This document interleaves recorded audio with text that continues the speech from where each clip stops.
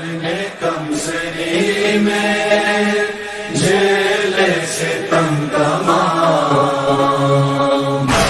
کرنے کم سری میں جیل ستم۔ اعوذ باللہ من الشیطان الرجیم، بسم اللہ الرحمن الرحیم، نحمدہ ونصلی علی رسول الکریم، اما بعد فقد قال اللہ الحکیم، بسم اللہ الرحمن الرحیم، انا علینا للہدی و انا لنا للآخرۃ والاولی۔ معزز ناظرین اکرام، میں آپ کی خدمت میں حاضر ہوا ہوں آج کے اس پروگرام کو لے کر، جس کا موضوع ہے امام باقر علیہ السلام، امتیازات، کرامات اور آپ کے علمی کارنامے۔ قبل اس کے کہ میں اپنی گفتگو کو شروع کروں، اس سے پہلے آپ تمام ناظرین کی خدمت میں آج کے اس مناسبت سے یعنی شہادت امام محمد باقر علیہ السلام کی تعزیت اور تسلیت عرض کرتا ہوں، اور اسی کے ساتھ ساتھ امام زمانہ جل اللہ تعالیٰ فرج الشریف کی خدمت میں بھی تعزیت اور تسلیت عرض کرتا ہوں۔ ہمارا موضوع عام طور پر جو پروگرام ہوتے ہیں تقریباً ان سے ریلیٹڈ ہے، ملتا ہوا ہے، لیکن آج کے اس پروگرام کے لیے ہم نے جو خاص چیز سلیکٹ کی ہے اور جو چن کے رکھی ہے وہ ہے امام محمد باقر علیہ السلام اور آپ کے امتیازات۔ ہماری پوری گفتگو کا جو محور رہے گا وہ امام کے امتیازات کیا تھے، یعنی دوسرے ائمہ سے اور آنے والے ائمہ سے امام کون سی ایسی چیز تھی جو امام کو جدا کرتی تھی۔ سب سے پہلی چیز یہ ہے کہ جیسا کہ ہم ہر امام کے سوانح حیات میں آپ کے سامنے پیش کرتے رہتے ہیں اور متعدد اوقات آپ سنتے رہتے ہیں کہ امام ظاہر سی بات ہے کہ کب دنیا میں آئے، کب دنیا سے گئے اور امام نے کیا نمایاں کارنامے انجام دیے۔ تو آئیے مومنین، سب سے پہلے ہم امام کی ولادت کا تعارف آپ کے سامنے پیش کریں کہ امام کب اس دنیا میں تشریف لائے۔ سب سے پہلے ولادت کے سلسلے میں تاریخ میں جو ملتا ہے وہ یہ ہے کہ ہمارے اور آپ کے پانچویں امام امام محمد باقر علیہ السلام پہلی رجب سن 57 ہجری میں اس دنیا میں تشریف لائے، اور آپ کی ولادت جیسا کہ میں نے کہا امتیازات کیا تھے، ابھی میں آپ کے سامنے ایک ایک کر کے آپ کو امتیازات بتاؤں گا۔ ان میں سے سب سے پہلا امتیاز امام محمد باقر علیہ السلام کا جو ہے وہ یہ کہ عدد کے اعتبار سے یعنی تاریخ کے اعتبار سے بھی آپ کے ہاں ایک خاص امتیاز پایا جاتا ہے۔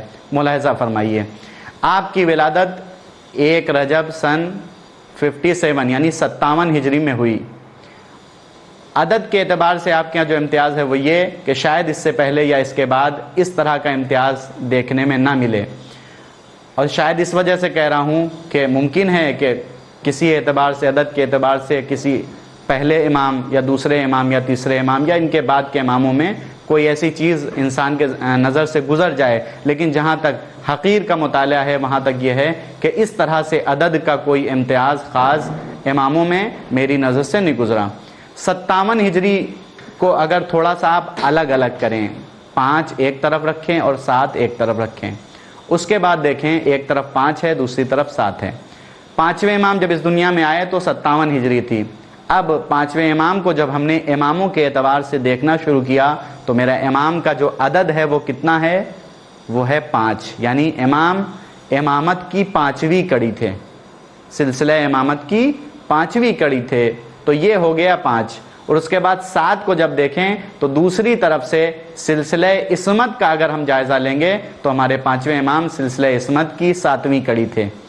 تو آپ نے ملاحظہ فرمایا کہ امام عدد کے اعتبار سے امام کیا امتیاز پایا جا رہا ہے، یعنی پانچویں امام امامت کے اعتبار سے سلسلہ امامت کی 5ویں کڑی ہیں، لہٰذا یہ 5 ایک طرف۔ دوسرا جو 7واں حصہ ہے یعنی امام سلسلہ عصمت کی 7ویں کڑی ہیں، تو یہ ہو گیا 57، ایک طرف 5 ہے دوسری طرف 7 ہے۔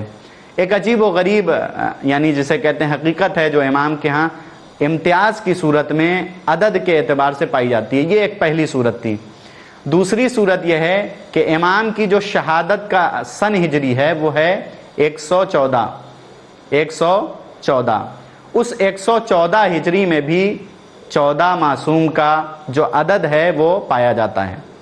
اس کے بعد تیسرا جو سب سے اہم جس کی طرف میں آپ کے سامنے اشارہ کرنا چاہتا ہوں وہ یہ ہے کہ امام کی زندگی کو اگر ہمیں نکالنا ہے کہ ہمارے پانچویں امام اس دنیا سے کب رخصت گئے، یعنی کل کتنی زندگی تھی آپ کی، عمر کتنی تھی، کتنے سال کے تھے. تو اگر کسی کو امام کی ڈیٹ آف برتھ، یعنی امام کب اس دنیا میں تشریف لائے، کس سن میں تشریف لائے، یہ یاد ہے، تو اس کو یہ سوچنے کی ضرورت نہیں ہے کہ کب اس دنیا سے گئے، صرف مدت زندگی، مدت حیات کو یاد رکھے کہ ان کی مدت حیات کتنی تھی. مدت حیات 57 یعنی 57 سال. گویا 57 ہجری میں مولا آیا اس دنیا میں اور 57 ہی سال وہ زندہ رہے. تو 57 کو 57 سے جب ہم جوڑیں گے تو وہ عدد نکل کے ہمارے سامنے آئے گا کتنا؟ 114. یہ وہ عدد کے اعتبار سے امام کے ہاں امتیازات تھے جو ہم نے آپ کے سامنے پیش کیے. گویا امام یہ بتانا چاہتے ہیں کہ اگر کسی کو میری مدت حیات یاد ہے تو وہ بہت ہی آسانی سے ہمارے شہادت کی جو سن ہجری ہے وہ یاد کر سکتا ہے. 57 ہجری میں آئے اور 114 ہجری میں چلے گئے تو مدت حیات امام کی آپ کے سامنے نکل کر آ جائے گی. زیادہ غور کرنے کی ضرورت نہیں ہے. یہ وہ عدد کے اعتبار سے امتیاز تھا امام کے ہاں کہ جو شاید دوسرے ائمہ کے ہاں اس طرح سے نہ پایا جائے. اس کے بعد دوسری چیز جو آپ کے سامنے عرض کرنا ہے وہ یہ کہ ہمارے امام کی کنیت کیا تھی. کنیت ابو جعفر تھی اور اسی طرح سے القاب، چونکہ میں نے کہا کہ سب سے پہلے میں تعارف امام کے بارے میں پیش کروں گا اور اس کے بعد امام کی جو زندگی کے امتیازات، کرامات اور علمی کارنامے ہیں وہ آپ کے سامنے عرض کریں گے. القاب میں بہت سے القاب، جس طرح سے بقیہ ائمہ کے سلسلے میں بہت سے القاب ملتے ہیں، ہمارے 5ویں امام کے سلسلے میں بھی ہے کہ ہمارے 5ویں امام کے بہت سے القاب تھے، جن میں 2-3 القاب کی طرف روشنی ڈالیں گے. سب سے پہلا لقب جو امام کا ہے وہ ہے شاکر. شاکر یعنی شکر کرنے والا، شکر گزار بندہ. اس کے بعد ہے ہادی. ہادی یعنی ہدایت کرنے والا، جو لوگوں کی ہدایت کرتا ہو، راہ راست کی طرف لوگوں کو نشاندہی کرتا ہو، اسے ہادی کہتے ہیں. اور اس کے بعد تیسرا جو اور سب سے اہم لقب، کہ جس لقب سے ہمارے بچے، ہمارے بزرگ سب امام کو خاص طور پہ یاد رکھتے ہیں اور جو لقب رہتی دنیا تک باقی رہنے والا ہے، ہر انسان اس لقب سے امام کو جانتا ہے، وہ ہے امام باقر علیہ السلام. نام کیا تھا؟ محمد نام تھا، لیکن آپ کا جو سب سے مشہور لقب تھا وہ تھا باقر. تینوں لقب اگر ادب کے اعتبار سے دیکھیں، عربی ادب کے اعتبار سے، تو صیغے کے اعتبار سے اگر ان کو ہم دیکھیں گے تو تینوں کیا ہیں؟ اسم فاعل. اسم فاعل یعنی کسی کام کو انجام دینے والا. شاکر یعنی شکر گزار بندہ، شکر کرنے والا، اللہ کا شکر ادا کرنے والا بندہ، اس کو شاکر کہیں گے، یعنی اسم فاعل کا صیغہ ہے. ہادی بھی اسم فاعل یعنی اللہ کی طرف لوگوں کو ہدایت دینے والا. اور اس کے بعد تیسرا لقب باقر. باقر یعنی علم کی گرہوں کو کھولنے والا. یہ لفظ بھی، اس کی میں ابھی وضاحت آپ کے سامنے عرض کروں گا کہ کیا اس باقر کسے کہتے ہیں. باقر یعنی علم کی گرہوں کو کھولنے والا، پوشیدہ جو راز اور رموز ہیں ان کو نکال کے لوگوں تک پہنچانے والا، اس کو کہتے ہیں باقر. یعنی کسی پوشیدہ چیز کو لوگوں کی نگاہوں کے سامنے لے کے آنا، پوشیدہ چیز کو نکال کے لوگوں تک پہنچانا، اس کو کہتے ہیں باقر. خاص طور پر علم کے سلسلے میں، چونکہ امام محمد باقر علیہ السلام واحد ایسے امام ہیں کہ 4 امام جو ان سے پہلے گزرے ہیں ان کو وہ کام کا موقع نہیں ملا کہ وہ لوگوں تک علوم پروردگار کو پہنچاتے. آپ دیکھ لیجئے تاریخ رسالت مآب سے لے کے 4تھے امام تک کتنے ظلم اور جور کے درمیان آپ کی زندگیاں گزری. رسالت مآب کے اوپر کوڑا پھینکا جاتا تھا، راستے میں کانٹے بچھائے جاتے تھے. رسالت مآب دین کی جو تبلیغ کرنا چاہتے تھے لیکن اس انداز سے دین کی تبلیغ کرنے کا آپ کو موقع فراہم نہیں ہوا. اسی طرح سے مولا کائنات کی زندگی دیکھیں آپ، 25 سال تک مولا کائنات کو ان کے حق سے دور رکھا گیا، یہاں تک کہ مولا کائنات 25 سال تک خانہ نشینی کی زندگی گزاری اور چپ رہے، خاموش رہے. مصلحت پروردگار آپ کے پیش نظر تھی. آپ جان رہے تھے کہ اگر میں اپنے حق کا مطالبہ کروں گا تو غاصب میرے حق کو دیں گے نہیں، لہٰذا امام خانہ نشینی کی زندگی گزارتے ہوئے، پروردگار کا شکریہ ادا کرتے ہوئے، پروردگار کے راستے پہ چلتے ہوئے امام خاموش رہتے ہیں، 25 سال تک امام خانہ نشینی اختیار کرتے ہیں، اور امام جو علوم امام کے سینے میں موجود تھے وہ لوگوں تک نہیں پہنچا سکے۔ یہاں پہ یہ نہ کہا جائے کہ امام نے نہیں پہنچایا، نہیں عزیزوں، مولا بار بار مختلف اوقات، مختلف خطبوں کے درمیان، اپنے پیام کے درمیان، لوگوں سے خطاب کے درمیان اکثر یہ کہا کرتے تھے، اِنَّا ہَا ہُنَا لَعِلْمًا جَمَّا، اے لوگوں دیکھو یہ میرا سینہ علوم کا خزینہ ہے، اس کے درمیان علوم پائے جاتے ہیں، اے کاش میں ان علوم کو لوگوں تک پہنچا سکتا۔ لیکن سوال ہے، کیا میرا امام ہر کس و ناکس کو علم دے سکتا تھا؟ نہیں، میرا امام حقدار ڈھونڈتا تھا، میرے امام کو حقدار چاہیے تھا، ایک ایسا انسان کہ جس کو امام ان علوم کو تعلیم دے سکیں۔ ہر کس و ناکس کو ہر علم نہیں دیا جا سکتا، ہر چیز کے لیے ایک حقدار کا ہونا ضروری ہے۔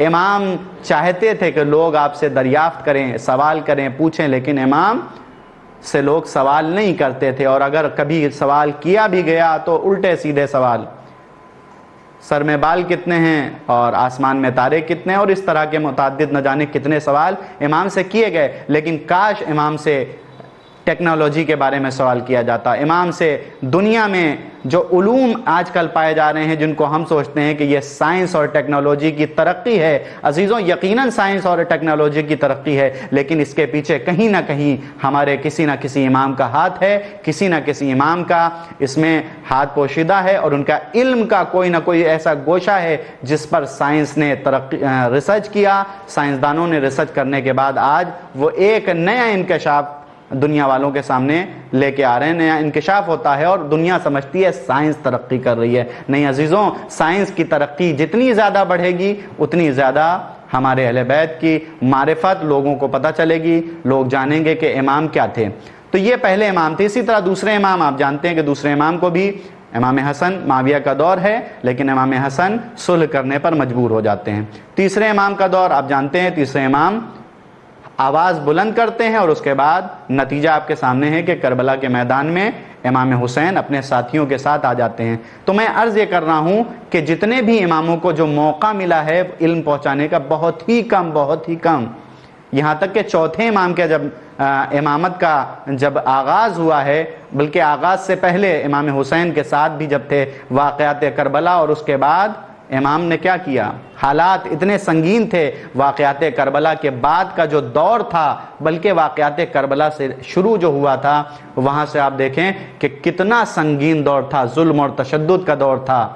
امام کو کیا موقع ملا؟ ہاں، امام نے اس موقع سے بھی فائدہ اٹھایا، اور وہ آپ جانتے ہیں کہ امام نے کیسے فائدہ اٹھایا۔ ہمارا امام دعاؤں کے ذریعے، ندا کے ذریعے، ندبے کے ذریعے، نوحے کے ذریعے، جب روتے تھے، جب گڑ گڑاتے تھے پروردگار کی بارگاہ میں، جب فریاد کرتے تھے، تو دعاؤں کے ذریعے اپنے چاہنے والوں تک اپنا میسج پہنچاتے تھے، اپنا پیغام اپنے چاہنے والوں تک پہنچاتے تھے۔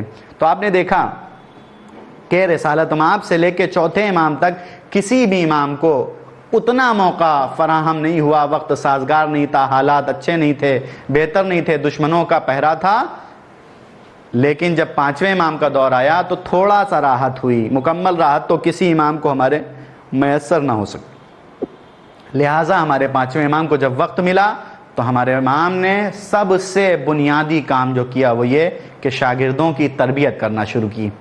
تو یہ جو باقر لفظ ہے، میں اس کی وضاحت کر رہا ہوں کہ یعنی علم کو، پوشیدہ علوم کو دنیا کے سامنے پہنچانا، یعنی علم کی گرہوں کو کھولنا، یعنی عقدہ جسے کہتے ہیں، یعنی کوئی بندھی ہوئی چیز ہو اس کو کھول دینا۔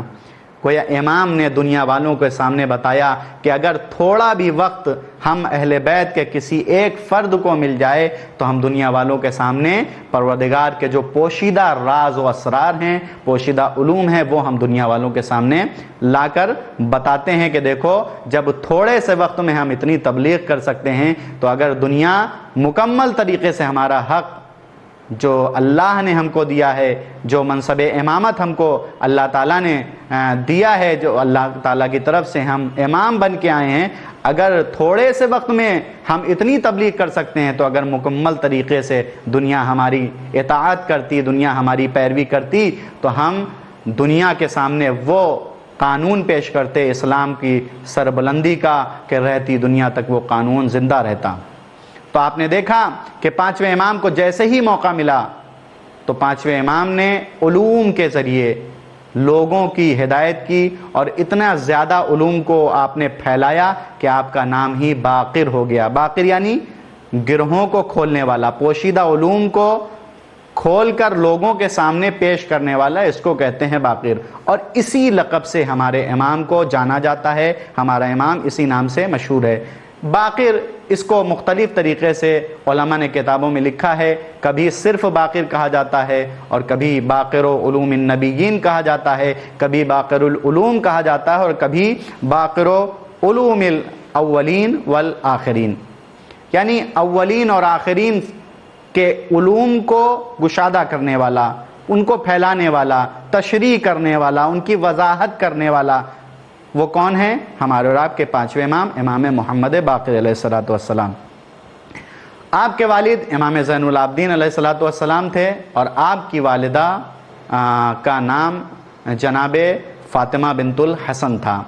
اور یہ وہ، چونکہ امتیاز کی بات ہو رہی تھی تو میں آپ کے سامنے عرض کروں کہ امام کا ایک امتیاز اور بھی ہے، اور وہ یہ کہ آپ اپنے والد کی طرف سے اور اپنی والدہ کی طرف سے کیا ہیں؟ علوی اور ہاشمی ہیں، یعنی علوی اور ہاشمی طرفینی۔ آپ کے والد امام زین العابدین علیہ الصلوۃ والسلام تھے، اور آپ کی والدہ جناب فاطمہ بنت الحسن علیہ السلام۔ دونوں طرف سے آپ کیا تھے؟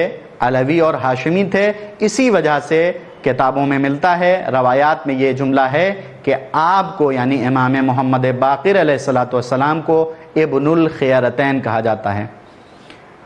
اس کے بعد جب شہادت کے بعد ہم ابھی آخر میں آپ کے سامنے ذکر مصائب دو جملے کریں گے، تو وہاں پہ عرض کریں گے کہ آپ کی شہادت کس کے ذریعے ہوئی؟ حشام بن عبد الملک۔ حشام بن عبد الملک نے آپ کو زہر دیا، جس زہر دغا سے امام اس دنیا سے رخصت ہوئے۔ 7 ذی الحجہ اور 114 ہجری میں ہمارا امام اس دنیا سے رخصت ہوا۔ آپ نے جو سال گزارے ہیں وہ ہیں 19 سال۔ آپ کو جب امامت ملی اور جب آپ کی شہادت ہوئی، ان دونوں کے درمیان 19 سال کا فاصلہ تھا۔ اس دوران امام نے بہت سے کارنامے انجام دیے، آپ نے لوگوں کی ہدایت کی، یہاں تک کہ جو امتیازات میں امام کے چیز ملتی ہے وہ یہ ہے کہ رسول اللہ صلی اللہ تعالی علیہ وآلہ وسلم، جناب رسالت مآب حضرت محمد مصطفیٰ صلی اللہ علیہ وآلہ وسلم نے جناب جابر ابن عبداللہ انصاری کے ذریعے ہمارے پانچویں امام امام محمد باقر علیہ الصلوۃ والسلام کو سلام کہلوایا۔ اور یہ وہ فضیلت ہے کہ جو بہت بڑی فضیلت ہے۔ کیوں؟ اس لیے کہ ہم دنیا میں دیکھتے ہیں کہ دنیا کے تمام مسلمان، چاہے وہ کسی بھی مذہب و ملت سے ہوں، چاہے کسی بھی فرقے سے ہوں، اسلام کے بہت سے فرقے ہیں، چاہے اسلام کے کسی بھی فرقے سے ان کا تعلق ہو، وہ سب کے سب کیا کرتے ہیں؟ رسالت مآب پہ سلام بھیجتے ہیں۔ کیا کہتے ہیں؟ السلام علیکہ یا رسول اللہ، السلام علیکہ یا نبی اللہ، السلام علیکہ یا حبیب اللہ۔ لیکن یہ وہ امام ہے جس کو رسالت مآب نے جناب جابر ابن عبداللہ انصاری کے ذریعے سلام بھجوایا تھا، اور جناب جابر سے کہا تھا، اے جابر، جب تم میرے اس فرزند سے ملاقات کرنا تو اسے میرا سلام کہنا۔ اس میں 2 چیزیں ہیں۔ پہلی چیز یہ ہے کہ جناب جابر کو مولا نے سند دے دی، کائنات کے آخری رسول نے جناب جابر کو سند دے دی، اے جابر، تمہاری زندگی، تمہاری مدت حیات اس وقت تک ختم نہیں ہوگی جب تک تم میرے 5ویں فرزند سے ملاقات نہیں کر لو۔ یہ ہو گئی ایک بات۔ دوسری بات یہ کہ اے جابر، جب تم ان سے ملاقات کرنا تو دیکھو میرے فرزند کو میرا سلام کہنا۔ چنانچہ جناب جابر کا یہ طریقہ تھا کہ ہمیشہ جناب امام محمد باقر علیہ الصلوۃ والسلام کو تلاش کیا کرتے تھے۔ قصہ مختصر کرتے ہوئے میں صرف اتنا عرض کروں گا کہ جب جناب رسالت مآب کا سلام لے کر جناب جابر امام محمد باقر علیہ الصلوۃ والسلام سے ملتے ہیں تو جناب امام محمد باقر علیہ السلام فوراً جناب جابر کی پیشانی کو چومتے ہیں، اور اس کے بعد جناب جابر کہتے ہیں، مولا میں تو آپ کو کب سے تلاش کر رہا ہوں، اور آقا رسالت مآب نے آپ کو سلام عرض کیا ہے۔ جناب رسالت مآب کے سلام کا جناب امام محمد باقر علیہ السلام نے جواب دیا۔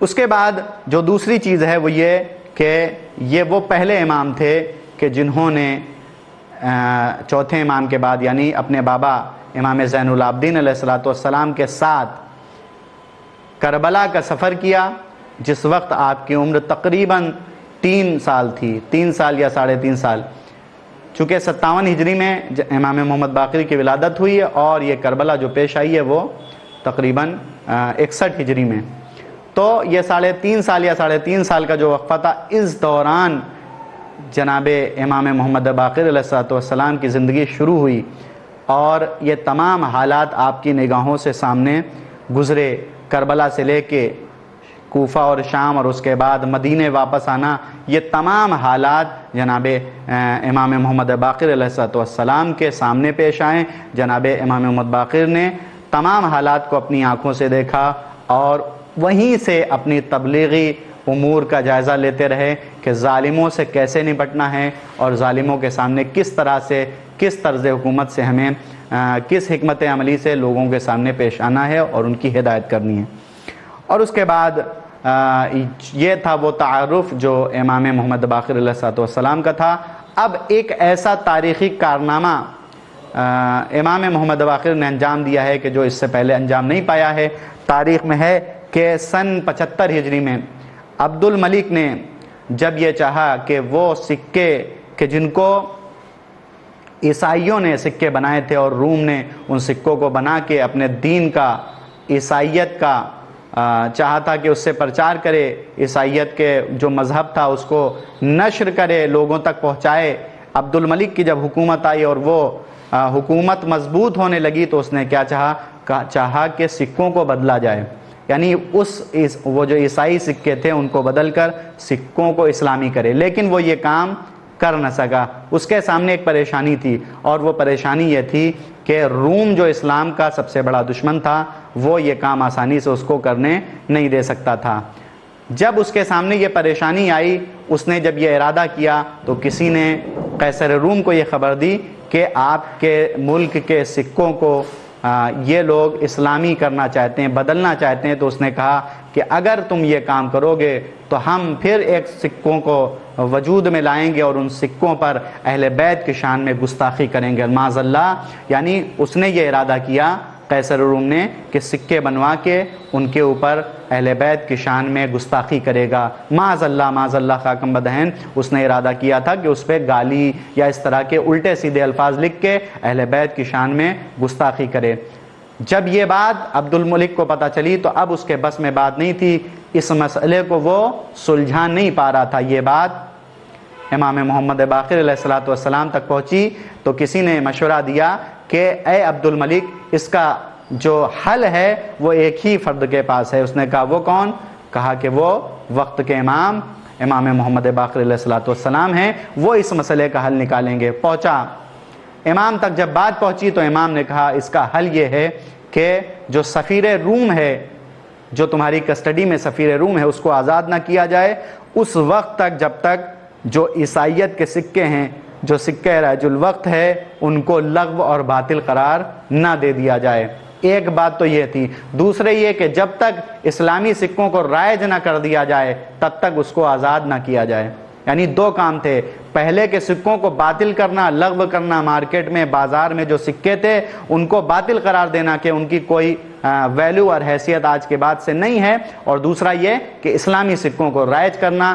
اور امام کے حکم سے، امام کا خاص حکم یہ تھا کہ ان سکوں پر ایک طرف اشہد اللہ الہ الا اللہ لکھا جائے یعنی کلمہ توحید لکھا جائے، اور دوسرے سکے کے 2 پہلو ہوتے ہیں، ایک طرف کلمہ توحید اور دوسری طرف کلمہ رسالت، معاف کی رسالت کا کلمہ، کلمہ توحید اور کلمہ رسالت۔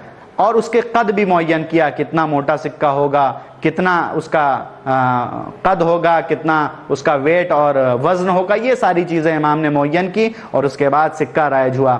جب یہ سکہ رائج ہو گیا امام کے مشورے سے، امام نے کہا کہ اب حکومت اسلامی مستحکم ہو چکی ہے، اب کسی کی کوئی مجال نہیں ہے کہ اسلام کو نقصان پہنچا سکے۔ اب یہ جو قیصر روم کا جو سفیر ہے، اس سفیر کو آزاد کر دیا جائے، اب اسلام کے اوپر سے خطرہ ٹل چکا ہے۔ تو آپ نے دیکھا کہ امام نے کس طرح سے دشمن کی مدد کی۔ عبد الملک وقت مقتدر ترین خلیفہ تھا، لیکن کیا نائب حق تھا؟ رسالت مآب کا خلیفہ کہا جا سکتا تھا؟ نہیں، وقت کا تقاضا تھا، لوگوں کی کثرت تھی کہ وہ ظلم اور جور کے ذریعے خلیفہ بن گیا تھا، لیکن وقت کا امام موجود تھا۔ لیکن آپ نے دیکھا کہ جو دشمنوں کا، لوگوں کا بنایا ہوا نمائندہ ہوتا ہے، وہ ایک دن ہار کر اللہ کے بنائے ہوئے نمائندے سے مشورہ لیتا ہے۔ یہ ایک پوائنٹ۔ اس کے بعد آپ کے سامنے عرض کرنا ہے، چونکہ امتیازات کی باری ختم ہو چکی ہے، اب ہمارے جو ٹاپک کا دوسرا حصہ ہے وہ ہے کرامات۔ بہت جلدی صرف 2 کرامات کو، چونکہ ہمارا وقت بھی ختم ہونے والا ہے، کہ ایک شخص امام محمد باقر علیہ السلام کی خدمت میں آیا اور آنے کے بعد دق الباب کیا۔ جیسے ہی دق الباب کیا، عام طور پہ کیا ہوتا ہے، دروازوں پر گھر کے مالک نہیں آیا کرتے، بلکہ گھر کے جو کام کرنے والے ہوتے ہیں، جو نوکر چاکر ہوتے ہیں، کنیز ہے یا غلام ہے، وہ آتے ہیں۔ امام کے گھر پہ ایک کنیز تھی، وہ دروازے پر آئی۔ جیسے ہی اس نے دق الباب کیا، وہ دروازے پہ آئی۔ اب اس نے کیا کیا؟ وہ چاہتا ہے کہ دست درازی کرے۔ امام نے فوراً کیا کیا؟ وہیں سے اس کو ٹوکا، خبردار، تم یہ سمجھ رہے ہو کہ یہ در و دیوال ہمارے اور تمہارے درمیان حائل ہیں؟ ایسا نہیں ہے، ہم وقت کے امام ہیں، کائنات کے ذرے ذرے پر میرا اختیار ہے، لہٰذا تم دست درازی نہ کرو اور ایسے کاموں سے پرہیز کیا کرو۔ وہ ڈر گیا اور اس کے بعد اس نے اس کام سے ہاتھ کو روک لیا۔ یہ پہلی کرامت ہے۔ بہت سی کرامت ہے، وقت ختم ہو گیا، میں اپنی بات کو سمیٹ رہا ہوں۔ دوسری کرامت یہ تھی، ایک شخص نے امام سے، 5ویں امام سے جو وقت کے امام تھے، تقاضا کیا، مولا میرے بال سر کے سفید ہو گئے ہیں، آپ کوئی دعا تعلیم فرما دیجئے، کچھ ہمیں کرامت دکھائیے، آپ وقت کے امام ہیں، آپ کے قبضے میں بہت کچھ ہے۔ امام نے کہا اپنا سر آگے بڑھاؤ۔ جیسے ہی اس نے اپنا سر آگے بڑھایا، امام نے اس کے سر پہ دست شفقت پھیرا اور اس کے بعد اس کے سر کے جو بال سفید تھے وہ سیاہ ہو گئے۔ یہ وہ امام کی کرامت تھی۔ اور اس کے بعد ہمارے جو ٹاپک کا تیسرا موضوع تھا وہ تھا علمی کارنامے۔ امام کے علمی کارنامے بے شمار ہیں، ہم صرف اختصار کے پیش نظر، چونکہ ہمارا وقت بالکل ختم ہونے والا ہے، دامن وقت میں گنجائش نہیں ہے، ورنہ اور میں آپ کے سامنے عرض کرتا کہ کس طرح سے امام نے کے علمی کارنامے ہیں۔ علمی کارناموں کو 2 جملے میں آپ کے سامنے عرض کر دیتا ہوں، اور وہ یہ کہ امام کے علمی کارناموں کے لیے صرف اتنا ہی کہہ دینا کافی ہے۔ ایسے تو بہت ہی زیادہ کتابیں بھری ہوئی ہیں امام کے علمی کارنامے پر، خود آپ کا پورا وجود، آپ کا نام ہی مشہور ہے، باقر العلوم، علم کو کشادہ کرنے والا، علوم کو، پوشیدہ علوم کو ظاہر کرنے والا، لوگوں تک پہنچانے والا۔ لیکن 2 جملوں میں اگر کہا جائے کہ امام کے علوم کو اگر دیکھنا ہے، علمی کارنامے کو دیکھنا ہے، تو آپ نے جن اصحاب اور تلامذہ اور شاگردوں کی تربیت کی ہے، ان کے علم کو دیکھتے چلے جائیں، امام کے علم کا اندازہ ہوتا چلا جائے گا۔ کیوں؟ اس لیے کہ وہ اگر قطرے سے اگر ان کو تعبیر کریں ان کے شاگردوں کو، تو امام کی ذات والا صفات تو سمندر اور علم کا ٹھاٹھے مارتا سمندر تھا۔ جس نے تھوڑا تھوڑا سا امام سے کسب فیض کر لیا، وہ علم کی اعلیٰ مقام پر پہنچ گیا۔ یہاں تک کہ سب سے پہلے جو ذکر ملتا ہے جناب جابر بن عبداللہ انصاری کہ جو امام کے صحابی تھے، مخلص صحابی تھے، اور مولا کائنات کے بھی یہ مخلص تھے، روز اربعین امام حسین کی زیارت کرنے والا پہلا یہ صحابی تھا۔ اس کے بعد جو امام کے شاگردوں میں جو ذکر ملتا ہے جناب جابر بن یزید جعفی ہیں، اس کے بعد زرارہ بن عیون ہیں، اور آخر میں جناب محمد ابن مسلم، اور بھی شاگرد اور تلامذہ ہیں جنہوں نے امام سے کسب فیض کیا ہے۔ یہ زرارہ اور محمد بن مسلم خاص طور پہ ان کا ذکر اس وجہ سے ہے کہ جناب محمد ابن مسلم نے امام باقر سے 30,000 حدیثوں کو نقل کیا ہے، اور اسی طرح سے امام جعفر صادق علیہ السلام سے 16,000 حدیثوں کو نقل کیا ہے۔ یہ حدیثیں لوگوں تک امام کا میسج پہنچاتی ہیں، بتاتی ہیں کہ امام دنیا والوں سے کن باتوں کو بتانا چاہتے ہیں۔ اور آخر میں چاہوں گا کہ امام کے اقوال زریں آپ تک پہنچاؤں، چونکہ وقت ختم ہو گیا ہے، بہت 2 جملے میں اپنی بات کو سمیٹ رہا ہوں، اور وہ یہ کہ اقوال زریں میں امام نے سب سے پہلے فرمایا کہ جو انسان خود اپنے نفس کی واعظ نہیں کر سکتا، اپنے نفس کی اصلاح نہیں کر سکتا، تو دوسرے بھی اس کو موعظہ نہیں پہنچا سکتے۔ اس کا مطلب کیا؟ دوسرا انسان کسی کو نصیحت نہیں کر سکتا، نہیں ہے، جو نصیحت کرنے کا مسئلہ نہیں ہے، خود نصیحت قبول کرنے والے کا مسئلہ ہے کہ انسان کا نفس اگر اس قابل نہیں ہے کہ وہ اپنے آپ کو نصیحت کر سکے، تو پھر ظاہر سی بات ہے جو انسان اپنی نہیں سن رہا ہے وہ دوسرے کی کیسے سنے گا۔ دوسرا جو قول ہے امام کا وہ یہ کہ جس عالم کے علم سے استفادہ کیا جائے، جس عالم کے علم سے فائدہ اٹھایا جائے، وہ عالم 70,000 عابدوں سے افضل ہے۔ 1 10 200 300 400 ہزار نہیں، 70,000 عابدوں سے افضل ہے۔ یہ امام نے عالم کی فضیلت بیان کی، اور آخری حدیث امام کی اور قول، اس کے بعد میں ذکر مصائب کر کے اپنے پروگرام کو ختم کروں گا، وہ یہ کہ حیا اور ایمان ایک ہی دستے کے 2 گوہر ہیں، یعنی حیا اور ایمان دونوں تقریباً ایک چیز ہیں، ملتی جلتی چیز ہیں اور ملی ہوئی ہیں آپس میں۔ اگر کہیں پر ایمان پایا جائے گا تو گویا وہاں پہ حیا پائی جائے گی، اور اگر کہیں پہ حیا پائی جائے گی تو اس کا لازمہ یہ ہے کہ وہاں پہ ایمان پایا جائے گا۔ یعنی کیا مطلب؟ امام کیا فرمانا چاہ رہے ہیں؟ امام دنیا والوں کے سامنے یہ ارشاد فرمانا چاہ رہے ہیں کہ حیا اور ایمان دونوں آپس میں ملی جلی چیزیں ہیں۔ کہیں پہ اگر دیکھو کہ حیا پائی جا رہی ہے تو سمجھ لینا ایمان بھی پایا جا رہا ہے، اور اسی کے مقابلے میں اگر کہیں پر دیکھو کہ حیا نہیں پائی جا رہی ہے تو اب کہنے کی ضرورت نہیں، فوراً فیصلہ کر لینا کہ یقیناً ایمان میں کوئی کمزوری ہے، ایمان میں لغزش ہے، انسان کا ایمان مکمل نہیں ہے، ورنہ حیادار ہوتا اور حیا اور شرم سے کام لیتا۔ رسالت مآب حضرت محمد مصطفیٰ صلی اللہ علیہ وآلہ وسلم ارشاد فرماتے ہیں اسی حیا کے سلسلے میں کہ بسم اللہ الرحمن الرحیم، من لا حیا لہ لا ایمان لہ، کہ جس انسان کے پاس حیا نہیں ہے اس کے پاس کوئی ایمان نہیں ہے۔ ہاں عزیزوں، ہمارا امام جب اس دنیا سے تشریف لے گیا تو حشام ابن عبد الملک نے ہمارے امام کو زہر دغا سے شہید کیا۔ تاریخ کہتی ہے جب ہمارا وقت کا امام اس دنیا سے جانے لگا تو شہادت کے بعد امام جعفر صادق علیہ السلام جو آپ کے نائب تھے اور وقت کے امام تھے، آنے کے بعد آپ کو غسل و کفن دیا، اور اس کے بعد آپ کو بہت ہی شان و شوکت سے سپرد خاک کیا گیا۔ میں صرف ایک جملہ کہوں گا، اے مولا یقیناً آپ کے اوپر ظلم ہوا، آپ کے بابا کو زہر دغا سے شہید کیا گیا۔ اے مولا امام جعفر صادق علیہ السلام، آپ کے بابا کو یقیناً ظلم و جور سے شہید کیا گیا، زہر دغا سے شہید کیا گیا، لیکن اتنا ضرور کہوں گا مولا آپ یقیناً خوش قسمت تھے اس اعتبار سے کہ آپ کے بابا کو شہید تو کر دیا گیا، لیکن آپ نے بنفس نفیس ان کو غسل دیا، ان کو کفن دیا، اور اس کے بعد جنازے کو سپرد خاک کر دیا گیا۔ لیکن آپ کا جد مظلوم کربلا کے میدان میں بے غسل و کفن کربلا کی زمین پر پڑا رہا، کوئی غسل و کفن دینے والا نہ تھا۔ انا للہ و انا الیہ راجعون، رضا بقضائہ و تسلیما لامرہ۔